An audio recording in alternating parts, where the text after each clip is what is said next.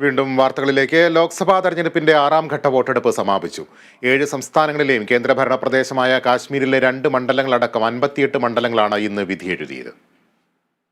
ഹിന്ദി ഹൃദയഭൂമിയായ ഉത്തർപ്രദേശിലെ 14 മണ്ഡലങ്ങളും ബീഹാറിലെ 8ഉം ജാർഖണ്ഡിലെ 4ഉം ഹരിയാനയിലെ 10 മണ്ഡലങ്ങളും ഇന്ന് വിധിയെഴുതി. പശ്ചിമ ബംഗാളിലെ 8 മണ്ഡലങ്ങളിലെയും ഒഡീഷയിലെ 6 മണ്ഡലങ്ങളിലെയും വോട്ടർമാർ തങ്ങളുടെ സമ്മതിദാനാവകാശം വിനിയോഗിച്ചു. രാജ്യതലസ്ഥാനമായ ഡൽഹിയിലെ 7ഉം ആർട്ടിക്കിൾ 370 എടുത്തതിനു ശേഷം ജമ്മുവിലെ അനന്ത്നാഗിലെയും രജൌറിയിലെ വോട്ടർമാരും ഇന്ന് പോളിംഗ് ബൂത്തിലെത്തി.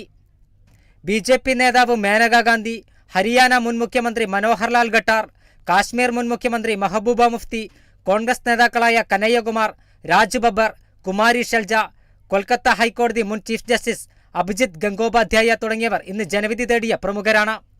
ഉത്തർപ്രദേശ്, ബീഹാർ, ജാർഖണ്ഡ് എന്നീ സംസ്ഥാനങ്ങളിൽ ഇന്ത്യ സഖ്യവും NDAയും തമ്മിലാണ് പ്രധാന മത്സരം.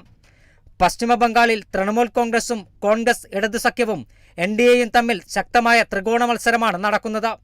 ഒഡീഷയിൽ ബിജു ജനതാദളും കോൺഗ്രസും തമ്മിലാണ് പോരാട്ടം.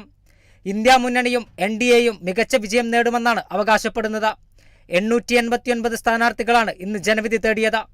അതേസമയം ലോക്സഭാ തെരഞ്ഞെടുപ്പിനൊപ്പം ഒഡീഷ നിയമസഭയിലെ 41 സീറ്റുകളിലേക്കും ഇന്ന് തെരഞ്ഞെടുപ്പ് നടന്നു.